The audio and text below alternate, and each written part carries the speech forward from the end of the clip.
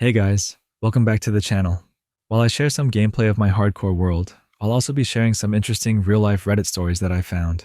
This time, I pulled together some revenge stories that get pretty ridiculous, and honestly, they're always satisfying to hear. So settle in, relax, and enjoy, whether you're unwinding, hanging out, or just need something running in the background. This first story is about a Boy Scout who turned an unusual immunity into a perfect chance for revenge after being picked on one too many times. So, I've got this weird little quirk. I'm not allergic to poison ivy or poison oak. Most people break out in horrible rashes, but me? Nothing at all. Back then, I kind of saw it as my own little superpower. And during one particular Boy Scouts jamboree, I ended up using it for what I'll call small time evil. I was around 13 or 14, and our troop was camping with the National Guard for a whole week. They had us firing off M14s, M16s, even the big machine guns like the M2 and M249. We also did pathfinding drills, which meant I spent a lot of time marking down landmarks and details on a map as we ran through the Arkansas countryside. Now, I should mention something important here. I absolutely hated my troop. A good chunk of them were bullies or just straight up cruel. One kid had even chopped off another scout's finger on a dare. The rest were just little jerks who went out of their way to make me miserable. So I never really had a single friend in scouts. And honestly, that's why I eventually quit. Anyway, it was Saturday morning toward the end of the trip. I had just woken up when our head scout, an Eagle Scout no less, walked over and, for no reason at all, smacked me in the forehead with the butt of the knife he was using to eat peanut butter straight out of the jar. No explanation, no provocation, just did it because he could. Everyone else, of course, laughed. That's when I remembered something from the day before. While scouting part of our path, I'd come across a thick patch of poison ivy and noted it on my map. At first, I hadn't thought of doing anything with that information, but after the knife incident, an opportunity basically dropped into my lap. Later that day, when it was my turn to lead the group on our pathfinding course, I quietly steered us right through that poison ivy patch. Nobody noticed. Not the new scouts, not the older ones, not even the Eagle Scout who thought he was untouchable. And since it was July, we were all in shorts. Their bare legs brushed right up against it. I stayed completely calm and acted like it was just part of the course. That night was glorious. As the sun went down, I lay in my tent listening to the chorus of groans, cries, and frantic scratching as every single one of them slowly realized what had happened. And here's the kicker. There wasn't a single bottle of calamine lotion anywhere. Not with us, not with the other troops, not even with the National Guard. I had the best night's sleep of any campout ever, with their misery as my lullaby. And the next morning, the whole camp had to pack up and head home early, which suited me just fine. Honestly, it was the most satisfying payback I ever pulled off. That story wraps up here. What makes this one so funny is how quiet the revenge was. There was no need to raise a voice or argue, just guiding everyone along like nothing was happening. The built-in immunity almost feels like the perfect setup, like nature itself handed over the plan. And picturing that Eagle Scout going from smug to miserable overnight makes it even better. Sometimes the simplest payback ends up hitting the hardest. This next story is about a Marine who discovered his closest friend was betraying him in the worst way possible while they were deployed overseas. Back in 2013, I was transferred from sunny San Diego to Camp Lejeune in North Carolina. At that point, I'd already been in the Marines for over 4 years, and I was finally with a unit that was going to deploy to Afghanistan. Anyone who's been through it knows. You've got months of nonstop classes and training leading up to deployment. It's a grind. Around this time, I had become really close with a guy I'll call Joe.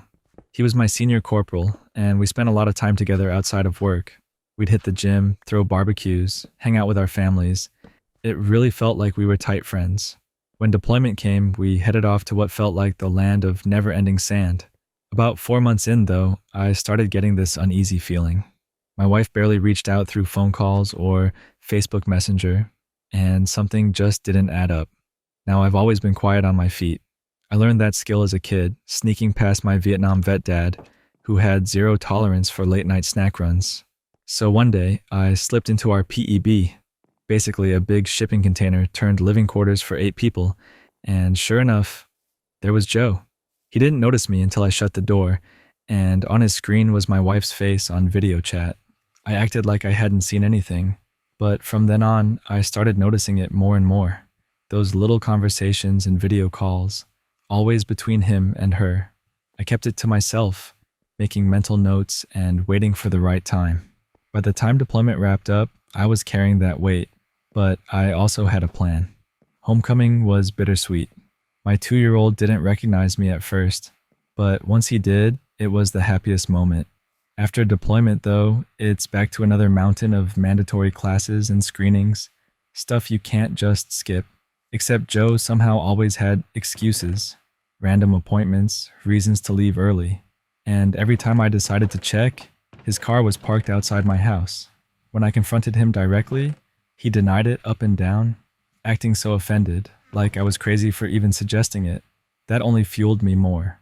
Quietly, I gathered all the evidence and handed it to our battalion sergeant major, the top dog just under the battalion commander. A week later, I got called into the commander's office. He laid out what they found and asked me what I wanted. My answer was simple. I want his rank. And that's exactly what happened. Joe lost it all. Rank, half a month's pay for 2 months, restriction, and extra duties. The timing couldn't have been worse for him either. He had just been promoted to sergeant, and within weeks, that was gone. Later, I heard through mutual friends that he left his wife, got with his new girlfriend, and was already on the way to having a 3rd kid. As for me, I tried giving my marriage one last chance, mostly for my son's sake, but it didn't work. Not long after, I deployed on a ship. During that cruise, I ended up meeting the woman who's now my wife, and we've been together ever since. Looking back, I can honestly say I'm a lot happier now than when I was stuck in all that pain and betrayal. That's the end of this story. That's heavy. What really stood out to me is how calm and methodical he stayed through the whole thing. Instead of blowing up, he kept his cool, collected the proof, and let the system handle it. The part that got me was his son not recognizing him at first. That hit deep. And then, after all that chaos, he still came out on the other side with someone who actually makes him happy. That shift from betrayal to finally finding peace, that's the part that stuck with me most. This next story is about a college engineering project that turned into the ultimate revenge on a vandal who kept destroying a professor's mailbox. Back when my dad and his friend Dale were university students, they had this engineering professor who came to class one day with a very unusual problem. His mailbox kept getting destroyed. Night after night, somebody driving a red truck would come by and smash it. He and his wife had already replaced it 4 or 5 times, and every single one had been broken again. So the professor decided to turn his frustration into extra credit. He told the class that if anyone could design a mailbox that fit city regulations, stayed within a budget of $20, and could actually survive those attacks, he'd give them bonus points.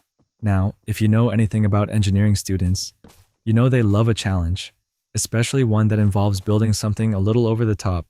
My dad and Uncle Dale got right to work. They found a steel post that still matched the legal dimensions and filled the inside with a mix of concrete and steel rebar. Once that's set, they welded even more rebar onto the outside, bent them in half, and anchored the whole thing inside a bucket. To add extra weight, they filled that bucket with the heaviest rocks they could get their hands on.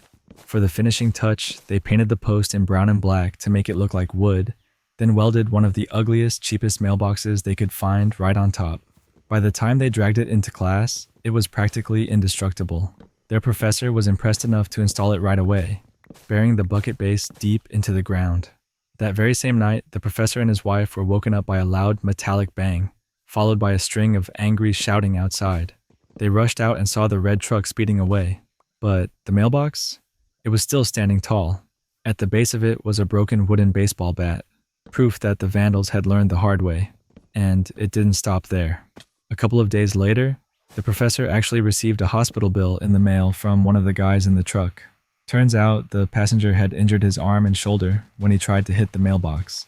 They even threatened to sue, but when the professor's lawyer pointed out that they'd basically be admitting to repeated vandalism, the whole thing disappeared. From what my dad knows, that mailbox is still standing strong. And the other mailbox projects, they got handed out to other professors around town, and those are still standing too. That story wraps up here. That one made me laugh because it's such a classic over-engineering solution to a simple problem. What stood out most was how the vandals basically handed over the evidence against themselves by trying to sue. And honestly, the fact that Mailbox is probably still there years later just makes the whole thing even better. This next story is about a couple dealing with a neighbor who constantly tried to create problems for them in their own home. Back when me and my wife were just starting out, we rented this little one-room flat on the top floor of an old townhouse. It should have been a cozy setup for a young couple, but the woman who lived below us made sure it never stayed peaceful for long. She turned out to be a constant headache. Barely a week after we moved in, she came knocking on our door. She told us our toilet was leaking through her ceiling and insisted we come down to see the damage. She pulled us into her apartment and showed us a wet spot. On the surface, she was polite enough, but her tone always carried this sharp edge, like she was out to stir trouble. We apologized right away and called in a plumber. The poor guy had to break through a part of our bathroom floor to check things out, and in the end, there wasn't any leak at all. Nothing. Later on, the building manager casually mentioned that she did this with every new tenant. No one knew if it was her way of trying to show control, or maybe some scam to push for insurance money. Either way, it set the tone for the years ahead. From then on, it was complaint after complaint. She accused us of stomping too loud, even though we had carpet everywhere. She claimed we spent an entire day hammering, when all we had done was assemble an IKEA cabinet in 15 minutes. She gossiped about other residents too, telling us one neighbor was selling drugs. She even once knocked on the door during a visit from a friend, just to check if my wife was cheating on me while I was away. For 2 years straight, she was this constant source of petty drama. The only thing she didn't complain about was our cat. Instead, she had this strange obsession with trying to pair our indoor female cat with her male cat that wandered the halls. She kept saying they were meant to be together, like she was trying to arrange some bizarre pet marriage. One day, she cornered me in front of our apartment door and started making small talk. Out of nowhere, she asked where I was born. I could tell right away she didn't really care. She just wanted something to pick at. That's when a plan formed in my head. I decided I was going to talk her to death with friendliness. So, I launched into every detail about my life I could think of. I told her about where I grew up, how I was a so-called miracle baby, little things that happened to me when I was 3, even how I felt during big world events as a kid. And I did it all in this cheerful, confiding tone, like we were the best of friends. Whenever she tried to step away, I stepped with her. When she looked like she wanted to cut in, I went off on another tangent. I held her in that stairwell for almost an hour. When I ran out of real stories, I just started making things up on the spot, dragging it out until we had slowly shuffled right down to her apartment door. Before leaving, I told her how much I enjoyed the conversation and promised she could expect more riveting stories from me in the future. After that, things completely flipped. The next time I saw her, I ran over all cheerful, but suddenly she was rushing off to buy groceries. Another time, she caught sight of me, and instead of striking up a chat, she bolted back into her apartment. My little plan worked perfectly. She never risked another long conversation with me again. For the rest of the years we lived there, she barely spoke to us. Our cat even escaped her weird arranged marriage idea. In the end, I managed to chase her off with kindness and boredom, and it made life in that flat a whole lot more peaceful. That's the end of this story. That was a really clever way to handle a situation like that. Instead of arguing or fighting back, he just used her own impatience against her. Honestly, it's kind of funny how something as simple as oversharing can be the perfect defense. And I like that it ended on such a lighthearted note with the cat too. This next story is about a woman who was suddenly uninvited from a destination wedding. And now she's caught between feeling unwanted and questioning whether her boyfriend should still attend. So here's the situation. My boyfriend is supposed to be the best man at his best friend's wedding, which is just a few months away. I was originally invited too, as his +1, and we had everything booked. Flights, hotel, the whole expensive trip, all locked in. I've met the bride and groom several times before. We've always gotten along, and they even invited me to join the joint bachelor and bachelorette weekend. I went, had a really fun time, and honestly thought I had gotten to know everyone better. I walked away from that weekend thinking it went great, and was really excited to see everyone again at the wedding. But apparently, I was way off. Out of nowhere, I found out that the bride doesn't want me there anymore. I didn't even hear it from her directly. The groom awkwardly told my boyfriend. From what I gathered, the groom didn't even agree with it. but he said his fiancée made the call and he couldn't do anything about it. The reason?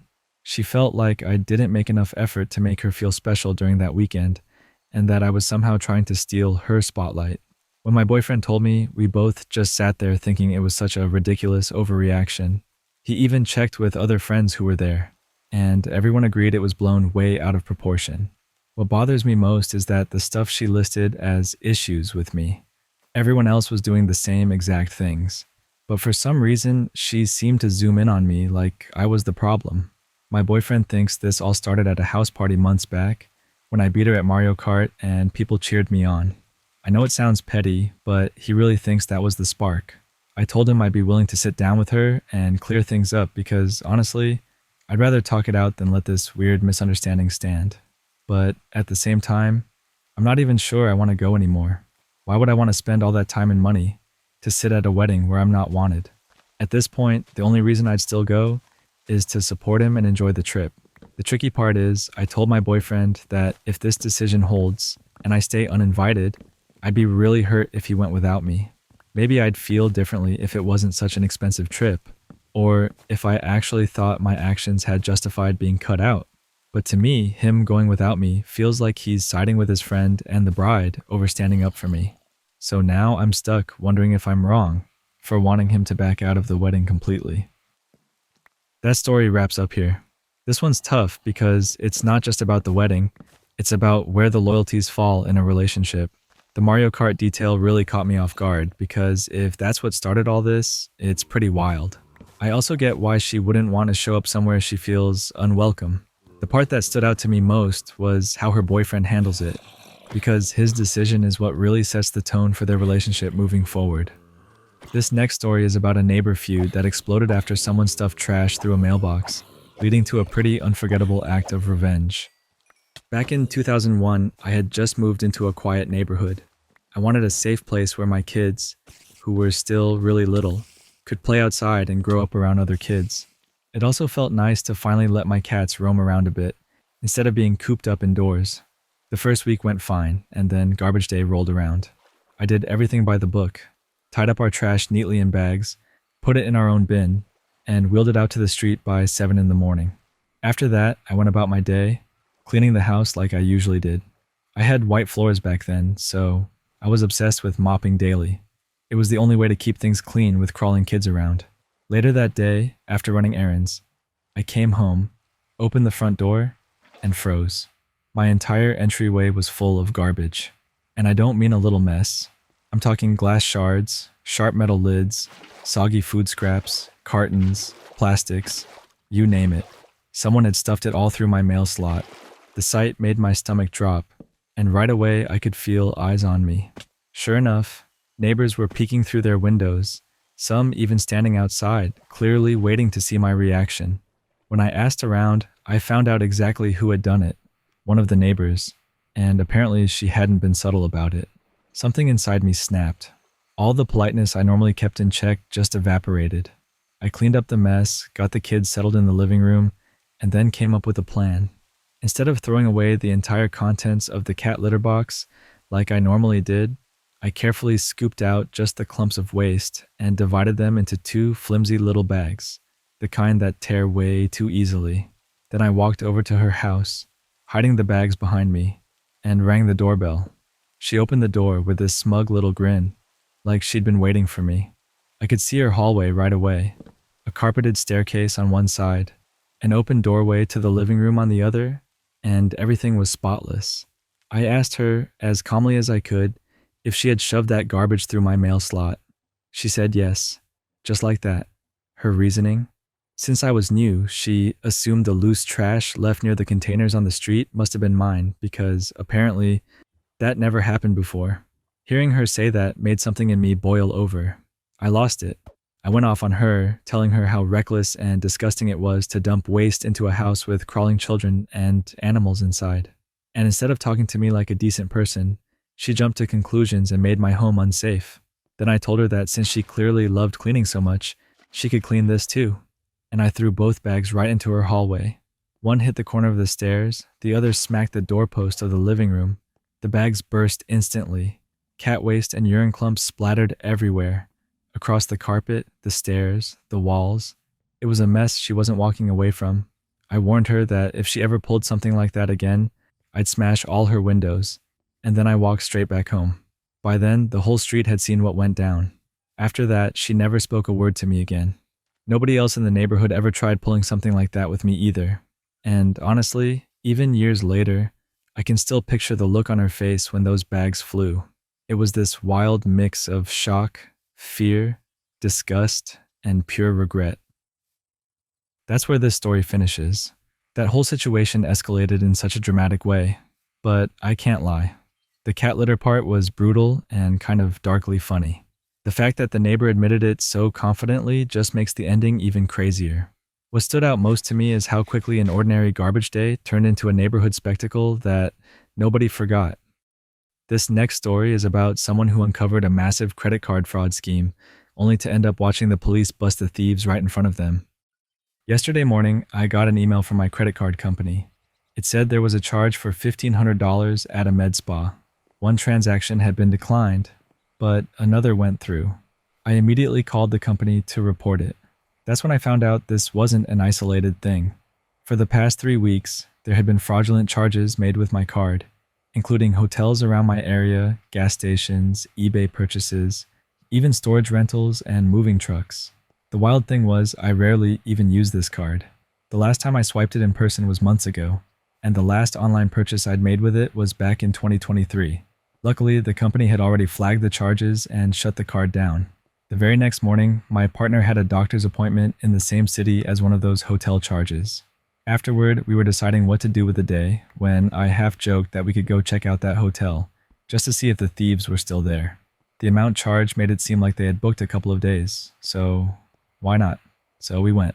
We told the front desk that my stolen card had been used there, and that the charges would end up being reversed. The woman behind the desk was furious, probably because she'd already been dealing with this guest. She pulled up the reservation using my card number and confirmed that whoever it was had kept switching between different cards to pay for their stay. Of course, she wouldn't give us a room number, even though my boyfriend half joked about wanting a key to check their stuff. At that point, I called my credit card company again, and they told me to contact the police. I honestly didn't expect much, but I called the sheriff's department. To my surprise, a deputy showed up in about 20 minutes. I handed over my report, my ID, and the card itself, and he asked me if I wanted to prosecute. I said yes, though I wasn't even sure how that worked if the bank was already refunding me. The deputy went inside to talk to the front desk, and we waited outside. Suddenly, through the sliding doors, I hear the desk clerk shout, "That's him. He's trying to leave." A man with a dog and several bags came out and was immediately cuffed. Then they brought out another guy, and then a woman with suitcases and a designer backpack. One by one, they were all lined up outside. 4 deputies started searching their bags right there on the hood of a car. We watched as they pulled out passports, IDs, stacks of credit cards, even a full-on card printing machine and a laptop. Then they pulled out a huge bag of drugs, and one of the deputies turned to us with a grin and said, "Here we go." It honestly felt like something out of a movie. They kept bringing down more stuff from the room. A scale, multiple sets of car keys, and a wad of cash. The suspects claimed they'd been traveling by Uber, so no cars were in the lot. Eventually, another man came to pick up the dog, and he looked just as sketchy as the rest, covered in tattoos and jewelry, driving an old luxury SUV. The deputies gave me all the paperwork afterward, and explained that the suspects said they'd stolen my card information off the internet. I would have guessed it was skimmed somewhere in person, but apparently they had manufactured a physical card with someone else's name on it. As if that wasn't enough, I remembered more fraudulent charges, including one at a storage facility. I brought it up to the deputies, and they told me it was out of their jurisdiction, but encouraged me to make a report with the city where the storage unit was located. So, with nothing else going on, I actually drove over there and filed another police report, hoping it might connect to everything they had just uncovered. That's the end of this story. That whole chain of events feels unreal, like stumbling into a crime show playing out in real time. The detail about the deputies smiling and showing off what they found really stuck with me, because you could tell even they thought it was a big catch. What surprised me most, though, was how one random stolen card led to uncovering this whole organized setup. It's crazy how close all of this was to home. This next story is about a business owner dealing with a manipulative employee who constantly tried to game the system until she finally gave Sandy the perfect chance to end it once and for all. My friend, who I'll call Sandy, worked at a small travel agency in British Columbia. It was one of those tight-knit businesses, just the owner and a few employees. At first, Sandy was just an employee herself, but a few years later, she actually bought the business from the retiring owner and became the boss. Now, one of her coworkers, who I'll call Jane, had been a headache from day one. She had this long history of trying to scam extra time off or sneak in bogus overtime hours. She claimed she was coming into the office after hours to finish work, even though no one asked her to. She had been caught lying more than once, but the previous owner never got rid of her, partly because Jane had a reputation. She had been fired from a different agency before, sued them for unfair dismissal, and even won a settlement. So everyone was nervous about being the next target. When Sandy took over, she set some clear rules. She made it official that there was no overtime allowed, and she also tightened up the process for taking time off. Jane still tried her little stunts, but she wasn't as successful anymore. Still, she found sneaky ways to get what she wanted. For example, if Sandy left the office early to take her kids to hockey practice, Jane would quietly book herself a day off, figuring Sandy wouldn't notice until it was too late. Most of the time, Sandy let it slide. Jane couldn't claim fake overtime anymore, so if she skipped work, it either came out of her vacation time or she lost a day's pay. Either way, it didn't really hurt the business. But then came one weekend that changed everything. Sandy was planning to take her kids to a hockey tournament, and she specifically told both employees, in person and in writing, that no one could take time off while she was away. She needed them both in the office. Not long after that, Sandy came in on a Saturday to catch up on paperwork. As she looked through the week's bookings, she noticed something odd. Jane had booked a Las Vegas trip for her daughter and son-in-law, plus a ticket for herself to Calgary. And sure enough, all of this lined up with the exact dates Sandy had already blocked off. Instead of confronting her directly, Sandy emailed Jane, reminding her that those days were unavailable. Jane fired back with a lie, claiming she needed to go to Calgary because her daughter was having surgery and she had to help out. Sandy wasn't buying it. She told Jane straight up that she knew about the Vegas trip and she wasn't granting the time off. Jane didn't even try to defend the lie. Instead, she shifted gears and sent back this dramatic email about how she'd been such a loyal employee and couldn't believe she was being treated so unfairly. Then she dropped the line Sandy had been waiting for. She said she had no choice but to retire and was giving her 2 weeks' notice. Sandy's accountant told her this was her golden opportunity. Jane had basically resigned in writing, so Sandy could simply honor it, pay her out for 2 weeks, and be done. That Monday, Sandy showed up early with her boyfriend to act as a witness. She packed Jane's belongings into a box, set aside anything that belonged to the business, and waited. When Jane walked in like it was just another normal day, Sandy cut her off and said there was no need to go to her desk. She accepted Jane's retirement and handed her a check for her final pay plus 2 weeks' wages.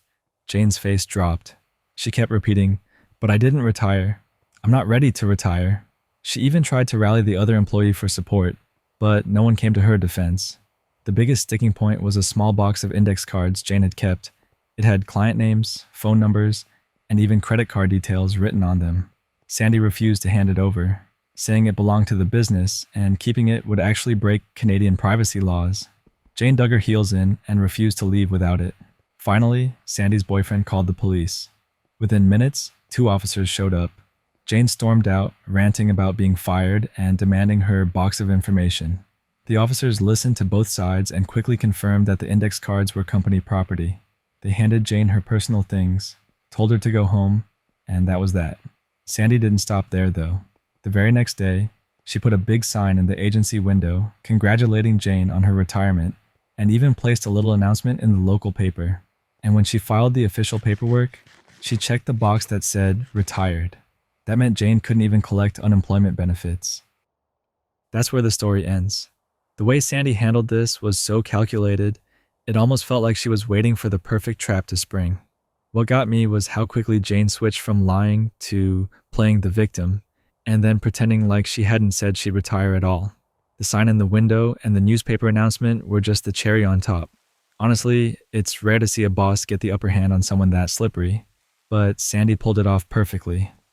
This next story is about a university student whose relationship crumbled after her boyfriend turned lazy, cheated, and then stole her savings, only for her to come up with a clever way to ruin his financial future.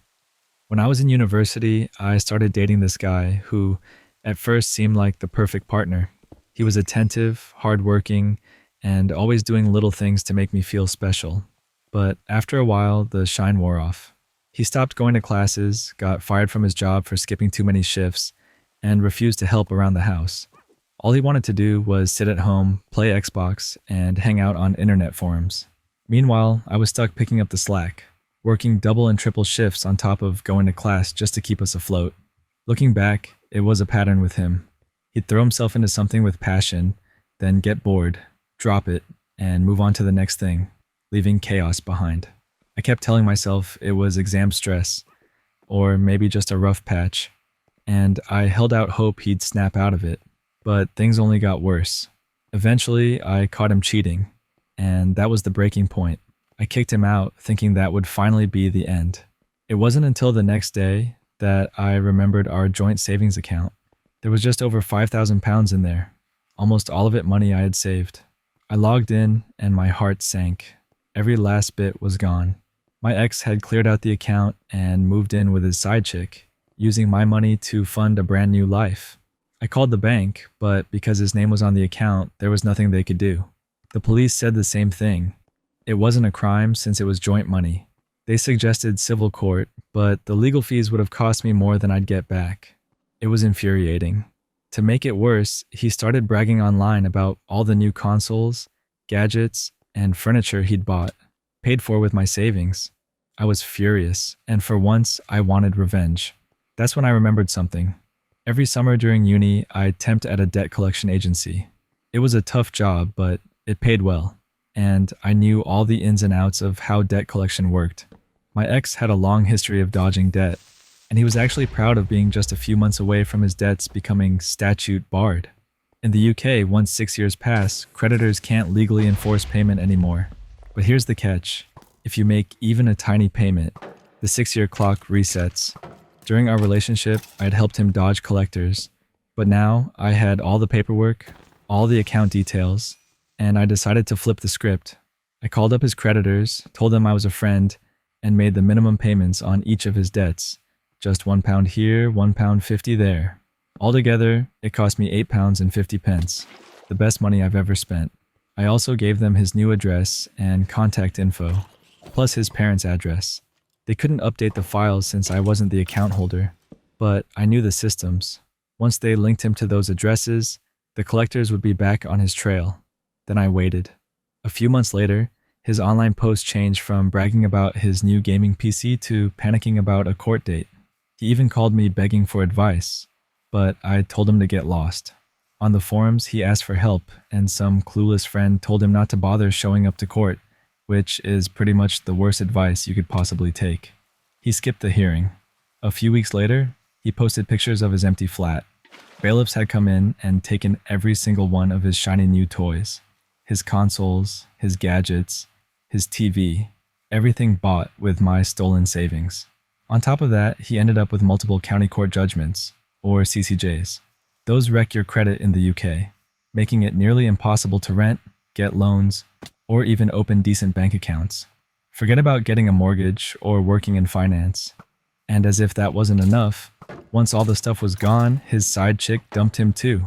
I never got my £5,000 back, but knowing that all his ill-gotten gains were taken away was more satisfying than I can explain. Honestly, I hope it was worth it for him. That's the end of this story. That revenge was so smart because it didn't take much, just £8 and some insider knowledge, and it flipped his whole life upside down. What stood out to me most was how calm and methodical it was, compared to the chaos he left behind.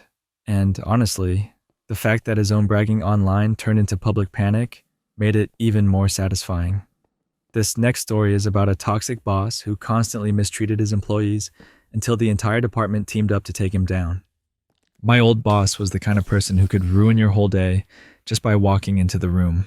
He had this talent for being condescending while acting like he was doing you a favor. And if you made even the smallest mistake, sometimes not even a real mistake. He'd blow up and scream at you like you had wrecked the company. He especially had it out for the women in the office. He treated them like they were clueless, needing step-by-step help with everything. It was insulting, and it made the workplace miserable. On top of that, he expected everyone to sacrifice their personal lives for the job. I'll never forget when he told me I had to skip my sister's birthday, even though I had booked the day off weeks in advance. That moment was the breaking point for me. The truth was, none of us in the department, about 10 people, could stand him anymore. So, we decided to fight back. Step 1 was gathering evidence. We put together everything we had. Proof that he ignored approved holidays, examples of his abusive language, and all the times he overstepped. We compiled it all into one Google Doc. Step 2 was about catching him in the act. We wanted undeniable proof of how he treated people. So, one of our coworkers, our youngest, smallest teammate, volunteered to make an intentional beginner's mistake in her paperwork. Something simple, just enough to set him off. And sure enough, he took the bait. He launched into one of his usual screaming fits, right in front of all of us, just like he loved to do. Only this time, we were ready. We filmed the whole thing from behind our desks and added it straight to the file. Now, here's the thing about our company. The email system was, let's just say, not the most secure. As long as you knew a department name and a manager's name, you could send an email to the entire department. And not just our office, the whole company. That meant thousands of employees, right up to the CEO. So one morning around 10 o'clock, when most people would be at their desks, we sent it out. We created a burner email and sent the Google Doc to department after department until the entire company had it. The subject line, his name, followed by vital information, and then our branch and department name, enough to make sure no one would ignore it. Of course, he got the email too. You could practically hear the chaos from his office as his phone started blowing up. People from all over the company were contacting him, asking what on earth was going on. HR had no choice but to investigate. After a short review, they claimed they had taken heavy disciplinary action. He wasn't directly fired, but within a month, he had resigned. We never saw him again. He was replaced by another boss who wasn't exactly great, but at least he wasn't nearly as bad. And honestly, the look on his face during those weeks, the mix of panic, anger, and disbelief, that's something I'll never forget. It still makes me smile when I think about it. That's where this story finishes. What makes this one so satisfying is how organized the whole team was. Everyone came together, built their case, and then used the company's own sloppy systems against him. I also couldn't help but laugh at the detail about hearing the clutter from his office as he panicked. It's such a vivid image. It's one of those rare times where the bad boss doesn't just get away with everything, and that's always good to hear. This next story is about a longtime employee who outsmarted a greedy new management team, using his piled-up vacation and patents to turn the tables on them in a big way. A family friend of mine worked at the same company from the time he was 26 until his mid-60s. Under the original family owners, the place was a great job. They valued loyalty, gave generous vacation time, and even allowed older employees to stack up unused weeks for when a retirement was near. Over the years, he built up a massive bank of time off, more than 80 weeks. But then the company was sold to a big corporate group and everything changed. The new management slashed benefits, cut his pay by 15%, and pushed out his two colleagues. One was fired, and the other sadly passed away. Suddenly, he was the only person left in his position, and they expected him to train 6 new hires in just 6 months. On top of that, they gave employees a deadline, use or claim all vacation time before the year's end.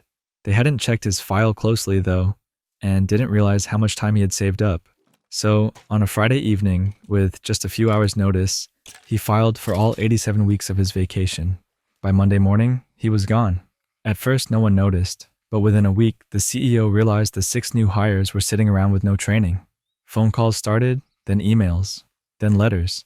Secretaries even showed up at his door.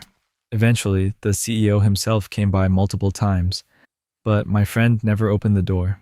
Most of the time, he and his wife were across the street caring for his mother-in-law, watching the whole scene unfold. Production ran for a while, but without proper upkeep, machines started breaking down. After 11 weeks, one line failed.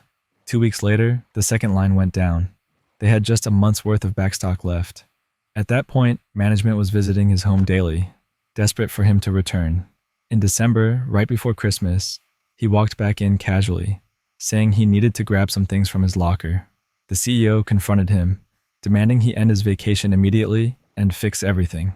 He agreed, but only on the condition that for every week he came back, the company would credit him that week to use again later. The CEO, out of options, agreed. So he fixed the machines in just a few days, left simple instructions for upkeep, and went back on vacation. Weeks later, another line broke. He came in again, did quick repairs, and left just as fast. The CEO tried to claim his vacation time had expired, but he reported the company to the labor office.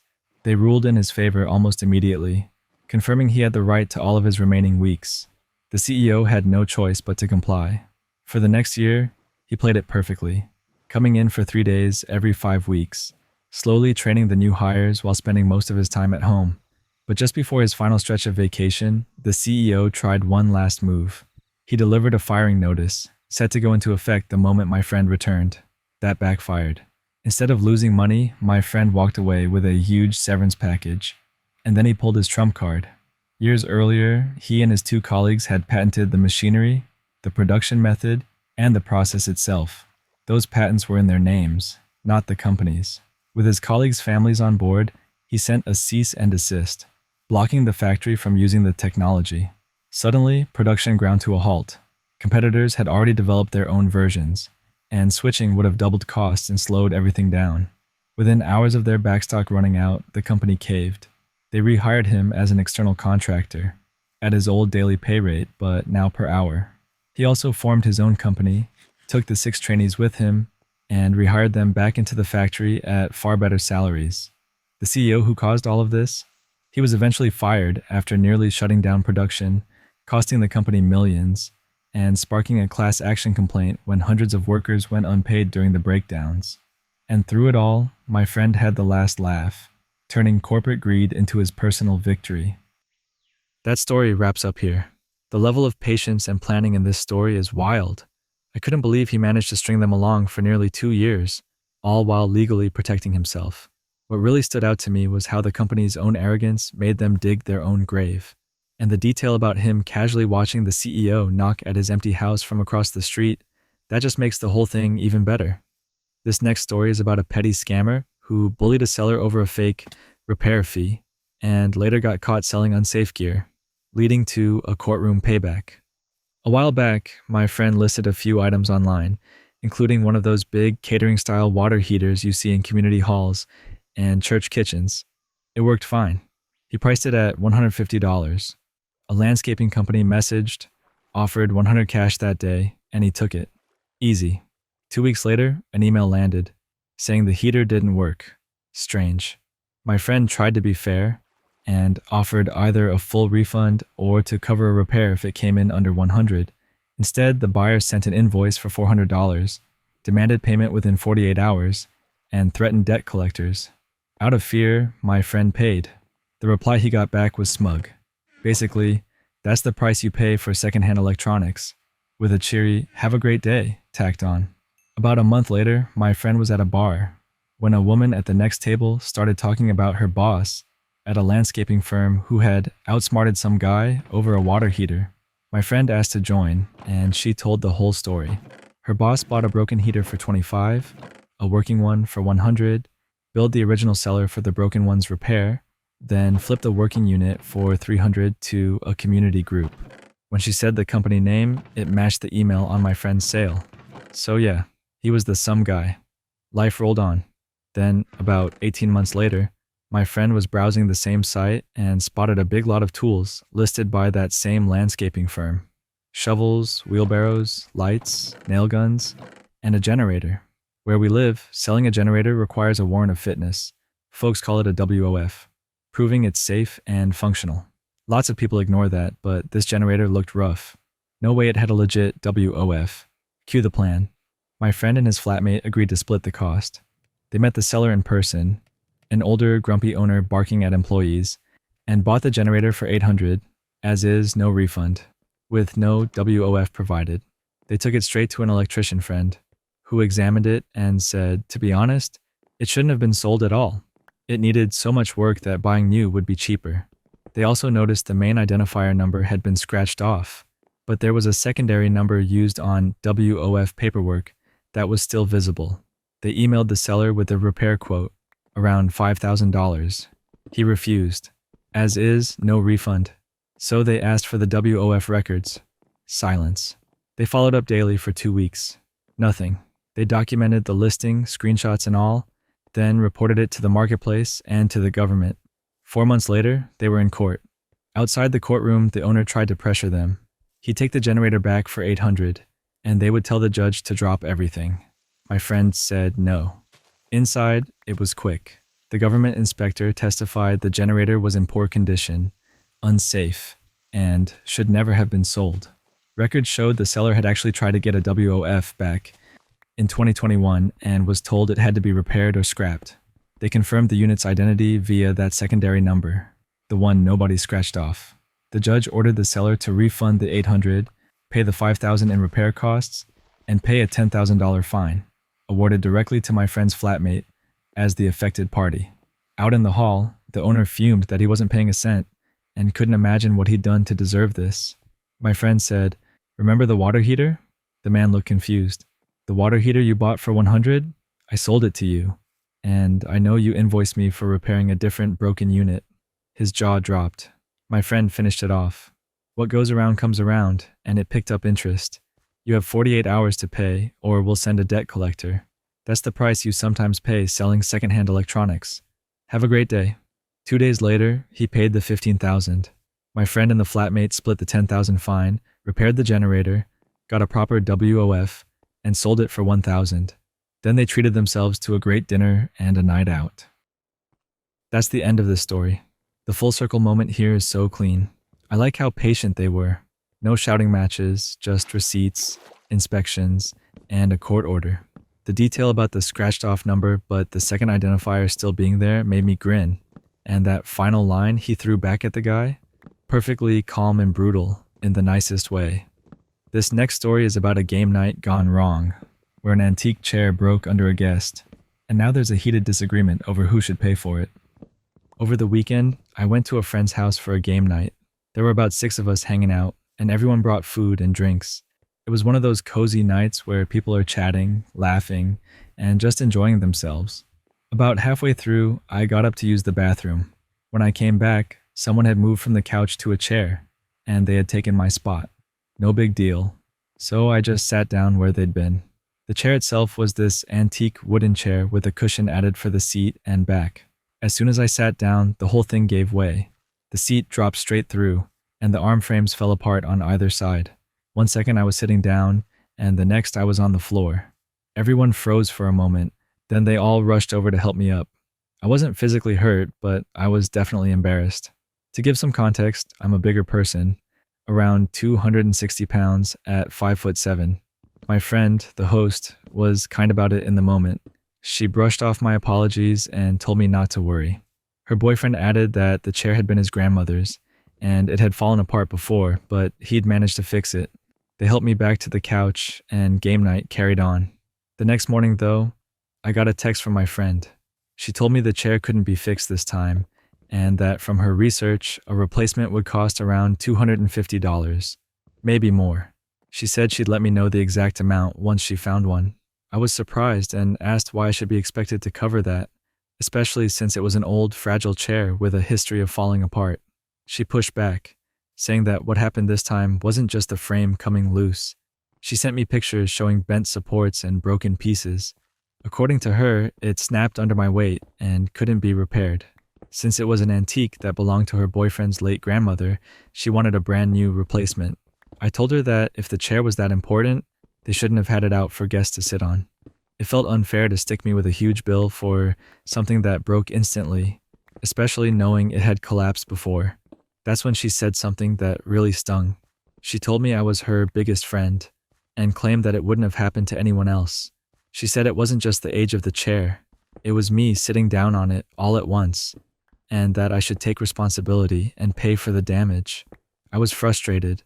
Not only did it feel like she was blaming me for something that wasn't fully in my control, but it also felt like she was using the whole situation to shame me about my weight. My other friends are split on it. Some think I should just pay to avoid drama. One person outright said it was my fault, and others agree with me that she's in the wrong for even asking. Right now, I'm leaning toward politely refusing, but I'm still figuring out what to say. That's where the story ends. The way the friend brought weight into it really changes the tone of the whole thing. If the chair had already been fragile, putting it out for guests almost guaranteed something like this would happen eventually.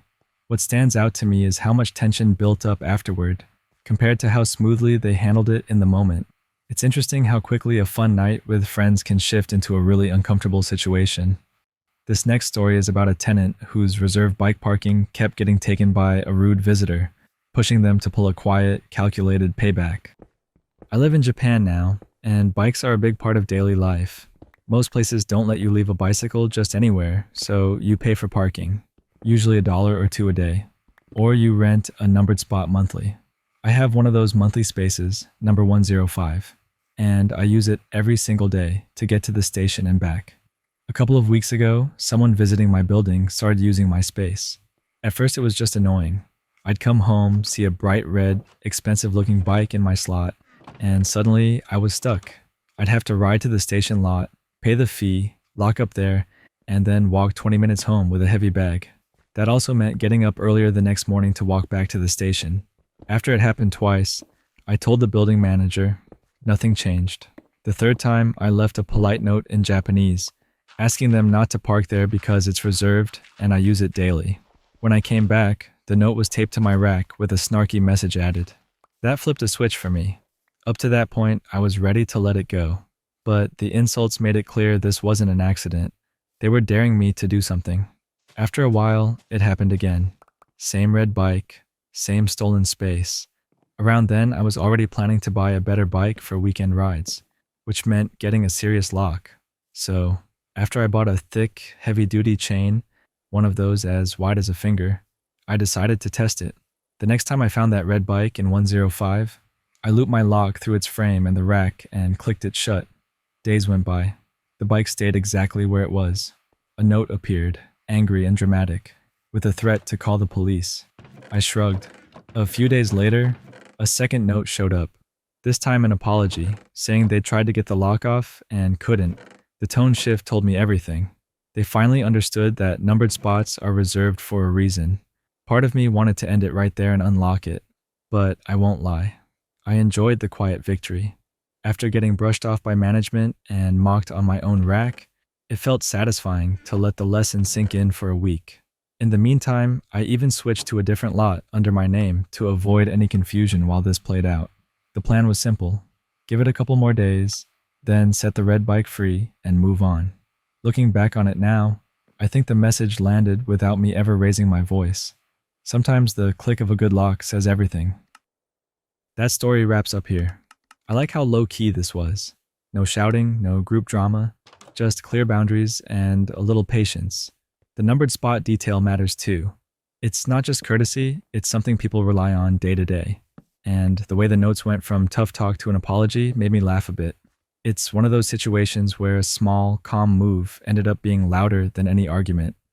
This next story is about an artist who confronted a professional they once admired, only to be harassed by his fans and then find a way to quietly turn the tables. Back when I was in my early 20s, I was really active as an online artist. Around that time, there was this well-known professional artist I used to look up to. He had a solid reputation, called himself an industry veteran, and had a big following. Let's call him Zach. After a while, though, something about his work started to bug me. His pieces looked almost too familiar, like I'd seen them before in official media. So I started digging. I pulled up the references, placed them side by side with his art, and it was obvious. He wasn't just drawing inspiration. He was directly copying official artwork, barely changing it, and then selling prints for profit. I decided to message him. I wrote out a detailed note explaining why what he was doing was dangerous, that copyright infringement could carry real legal consequences. I'd heard of artists sued for massive amounts of money, even facing jail time. Instead of handling it professionally, Zach completely lashed out. He blasted me on social media, framed it like I was falsely accusing him, and went on about how artists use references all the time. He even claimed I could get sued for libel, and then he crossed a line. He included my username in his post, which linked directly to my art accounts, my email, even my socials. That opened the floodgates. His fans, and his little inner circle of artist friends, came after me. I was hit with an avalanche of hate messages. People insulted my art, told me I was a terrible person, even sent threats. It lasted for weeks, and I was having panic attacks from the constant harassment. The breaking point came when Zach directly referenced one of my own pieces, made money off it, and mocked me by continuing to post around my work. I felt hopeless at first. I didn't know how to get a lawyer, and the stress was eating me alive. But then it hit me. If I couldn't stop him, maybe the companies whose art he was copying could. He never credited anyone, and some of the pieces were near identical to big franchises, so I tracked his references carefully. For one company, I dug around online, and eventually I found a staff member who worked for them. Let's call him Cody. I reached out through Facebook Messenger, sent him side-by-side comparisons, and explained what Zach was doing. Cody kept it short but clear. We'll contact our legal team. Thanks for the notice. About a week later, Zach was still doing his usual routine of commenting on everything I posted. And then suddenly, nothing. Silence. I checked his print shop. Gone. His angry posts about me, deleted. His public bragging with his little circle, stopped cold. When fans asked what happened, his response was basically distancing himself, claiming his old friends were toxic. Eventually, even people in his own group admitted to others that he'd been a bully. The feeling I had when I saw his empire collapse was incredible. All of it could have been avoided if he'd just listened and acted like a professional.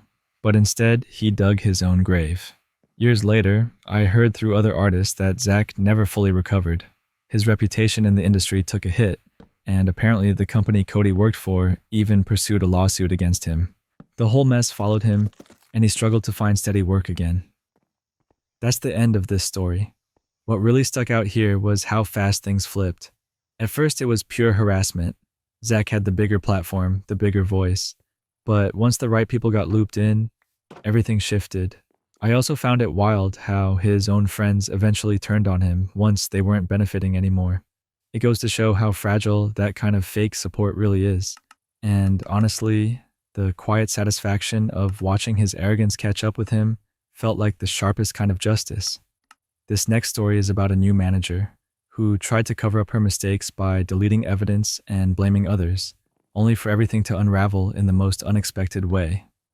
At work, I was building an online training module meant to teach our finance team a new process. It had quizzes, interactive parts, and sample scenarios to walk through. It wasn't rocket science, but it was detailed enough to do the job. That's when our new associate director came in. From what I'd seen, she had a pattern of moving up the company ladder, not by being great at her job, but by throwing other people under the bus and coming out with less mud on her than everyone else. She got her hands on my draft, and instead of offering constructive feedback, she tore it to shreds. She complained it was incomprehensible, demanded it go into way more detail, and asked about nearly every single mouse click. The thing was, this module was designed for people with finance backgrounds who already knew the basics. She was a former social studies teacher trying to critique financial training. I tried to explain that to her, but she wasn't having it. So I had to bring her 20 pages of criticism back to the subject matter experts. They thought I was joking until I forwarded her email.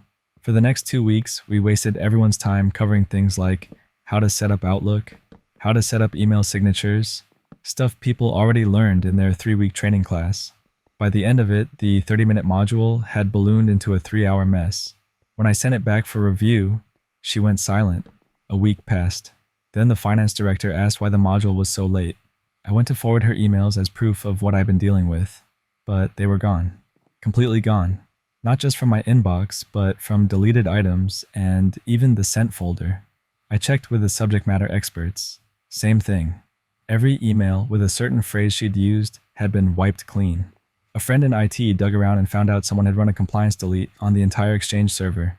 That's usually reserved for wiping out phishing scams, not deleting specific criticism of a training module. My IT friend managed to recover the emails, so I saved everything to a flash drive. I even told the subject matter experts to save anything tied to her. At that point, I started keeping my own little evidence locker. Finally, she pushed the bloated module live, and the finance director hated it. He set up a meeting with both of us.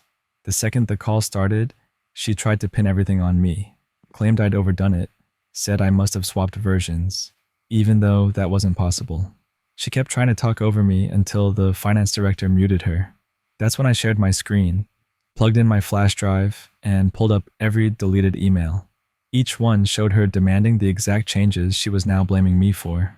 She immediately left the meeting. Soon after, the finance director asked me to send him copies, and I warned him they might mysteriously vanish again. When I explained the compliance delete, things blew up. An internal audit launched, and pretty soon word spread. The associate director and an IT manager, who just happened to be the one running the delete, both left the company to pursue the next stage of their careers. As the rumor mill churned, it came out they'd been having an affair. Not long after, both of their spouses filed for divorce. IT leadership went through a shakeup, and security started combing through everything to see what else had been covered up. Looking back, I think she wanted to make a dramatic entrance with an overstuffed masterpiece of a training module, but when it turned into a disaster, she tried to erase the trail and pin it on me. Instead, she ended up exposing her own mess and bringing her little side arrangement crashing down with it. That's where the story ends. What gets me here is how her own attempt to hide things only made it worse. If she'd just taken the loss and moved on, nobody would have looked deeper. Instead, her power move backfired in the loudest way possible. The detail that really stood out was the compliance delete. Like, the lengths she went to in order to cover herself were wild. And honestly, watching someone who thrives on throwing others under the bus get caught in their own trap feels oddly satisfying. This next story is about a tenant dealing with a landlord who refused to return his deposit and how he found a creative way to get payback without throwing a single punch. Back in 2013, I was working as a dry liner, which meant I moved around a lot for jobs. Since most of my projects only lasted a few months, I was constantly renting flats or houses on short-term lets. Over the years, I dealt with my fair share of landlords, some decent, some not so much. Normally, if one tried to keep my deposit, I'd just take the loss, move on, and never rent from them again. But one landlord in London pushed me just a little too far. At the time, I had landed a big job working on the new Wembley Stadium. So instead of a small flat, I rented a house I found in a local paper. The landlord also ran a pawn shop nearby, and everything seemed fine when we met. I paid him cash for the deposit and moved in that weekend. Over the next year, things went smoothly. I always paid rent on time, handled small repairs myself, and only had to call him once when the boiler went out. He sent someone over right away to fix it, and that was that. When the job started wrapping up, I went to his pawn shop to let him know I'd be moving out soon. I even said he could inspect the place while I was at work if he wanted. On my move-out day, I stopped by to hand over the keys and asked for my deposit back. He just looked at me and said, "What deposit?" I reminded him it was the month's rent I'd given up front as security, but he told me he was keeping it to cover damages. That made no sense. The house was in better shape than when I moved in. I pushed back, but he got in my face, stepped forward, and shoved me. He was taller, bigger, and clearly used to the gym. Now I'd served in the British Army with the Royal Green Jackets, and my training kicked in. I was ready to respond hard. But as I took that first step toward him, another thought hit me. I stopped, smiled, and just said, "Okay, bye." Then I walked out of his shop. What he didn't know was that I had a spare back door key I'd cut during my time living there, just in case I ever lost the original. Later that night, I let myself back in and spent one last evening in the house. But instead of relaxing, I got to work. Carefully, I removed every bit of wood inside. Doors, skirting boards, banisters, floorboards, architraves, you name it. I dismantled the kitchen units, rolled up the carpets, even lifted the wood flooring. I made sure not to break or damage anything. I just stacked everything neatly in piles in each room. The next morning, as I drove out of London toward my next job in Scotland, I couldn't resist twisting the knife a little more. I stopped by his pawn shop, pulled out a hammer, screwdriver, some nails, and a box of screws from my van, and handed them to his assistant. I told her, "You'll be needing these," and walked out. Hours later, while grabbing food at a service station near Nottingham, I switched my phone back on. What greeted me was a flood of texts and angry voicemails from my ex-landlord, each one more colorful than the last. I couldn't help but laugh to myself the whole drive north. That story wraps up here. I love how he didn't take the obvious route of fighting back. Instead, he outsmarted the landlord and made his point in a way that hit way harder than throwing punches ever could. The part that really got me was leaving the tools at the shop, like, here, you're going to need these. That's such a calm but devastating move, and honestly, it makes the whole revenge way more satisfying. This next story is about a fast food manager who was promised bonuses for extra shifts, only to get brushed off by a district manager who didn't want to pay up. Back when I worked at Wendy's as a manager, the job was already pretty rough. I was clocking about 65 hours a week, barely ever seeing a real day off. One week, I was offered a $100 bonus to work one of the few days I had free. I agreed, even though I was already exhausted. Later that same week, they asked me to cover another day. By then, I'd gone almost 23 days straight without a break. So I said fine, but this time I want $150. They agreed, and I came in. 3 weeks later, I still hadn't seen a dime. I kept asking about the money, and eventually my general manager told me to bring it up with our district manager. So later that night, I pulled him aside and asked, "Hey, what's going on with my bonus?" Between the 2 days, I'm owed $250. He looked nervous, and then gave me the most ridiculous excuse. He said the store wasn't making enough money, and basically tried to blame me for it. He said my shift wasn't pulling in the same revenue as others, and our drive-through times were higher. I told him straight up, we're running with half the staff and the same number of customers. It's going to take more time. He just shook his head and said, "That's no excuse." When I asked again about the bonus, he admitted they weren't going to give it to me until revenue went up and times went down.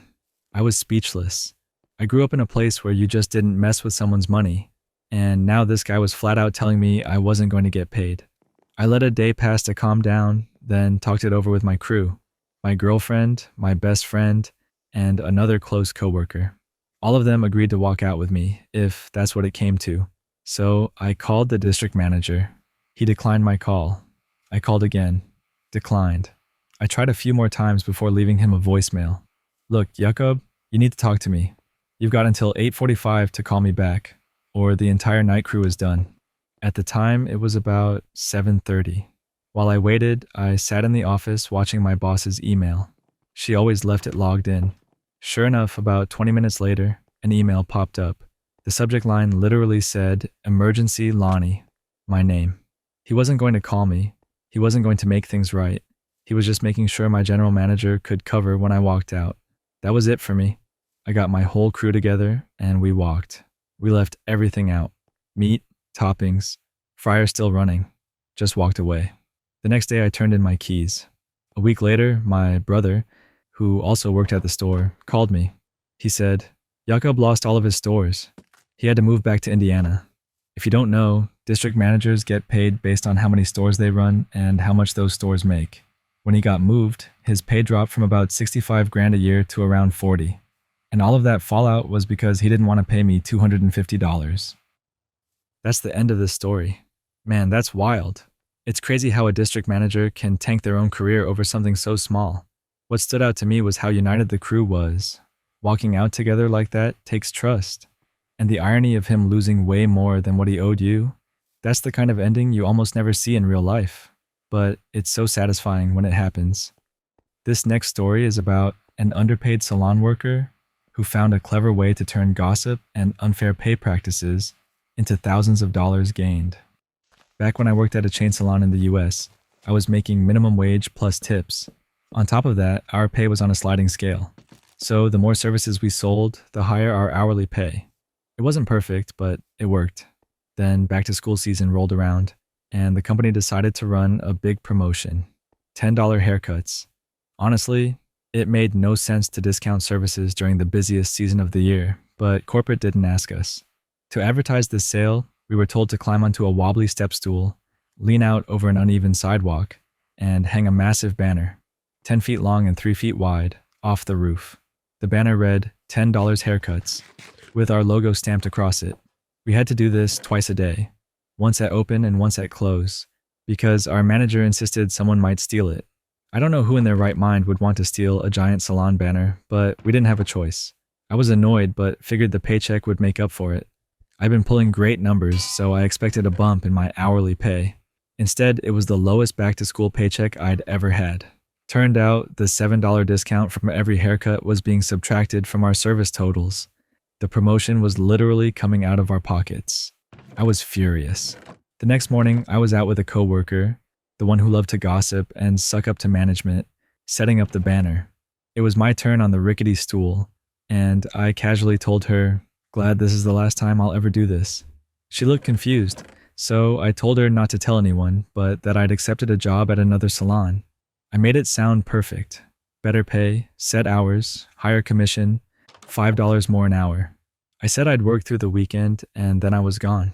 She swore she wouldn't say a word, which was exactly what I wanted. Sure enough, on my very next shift, my boss pulled me aside.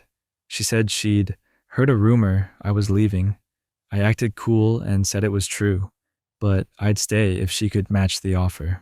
Suddenly, I was promised a raise and, for the first time ever, a consistent schedule. I was already one of the top performers in the district, so the district leader approved it. I ended up staying another 5 years, earning an extra $39,000 from that accidental rumor alone. Plus, I pulled in 20% commission on product sales, which added up to hundreds more every week. But I wasn't done. I also started printing out my daily sales slips so I could prove what I'd actually earned before payroll adjusted the numbers with discounts. Whenever they tried to short me, I disputed it. Corporate kept saying their hands were tied, but I never let up. Eventually, another employee in a different state filed a class action lawsuit, and I joined in. Because I had 5 years' worth of documentation and emails, the lawyers were thrilled. When it settled, they had to recalculate all of my paychecks, including free and discounted haircuts at full price. Between the back pay and the settlement split, I walked away with about $10,000 in cash plus all of the corrected wages. That story wraps up here. That's such a satisfying mix of petty and pro-revenge. What gets me is how one accidental slip to the store gossip ended up changing everything. The raise alone was huge, but then topping it off with a lawsuit payout, that's the kind of win that feels like slow burn justice finally paying off.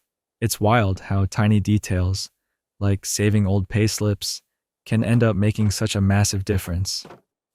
This next story is about a shady landlord who handed over an unfinished building, leaving a company stuck in sweltering heat and unsafe conditions until the tenants found the perfect way out. So my company was moving one of our remote sites into a new building. As the IT guy, it was my job to get all the network wiring set up. Normally the landlord handles low voltage lines, but this guy flat out refused.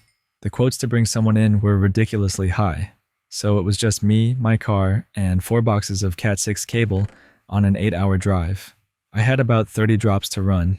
Not the biggest job ever, but still. A few days of sweaty, messy work in a ceiling full of insulation. Day 1, we roll in on a Monday morning. At first it's fine. Cool, summer air outside, and nobody notices the AC isn't working. But by noon, the building is pushing 80 degrees, and by 3 o'clock, it's like an oven in there. Rooms with floor-to-ceiling windows turned into greenhouses. We later found out people had already told the leasing company about the broken AC weeks earlier. And to top it off, construction workers were still on site. The place wasn't even finished, yet they handed us the keys.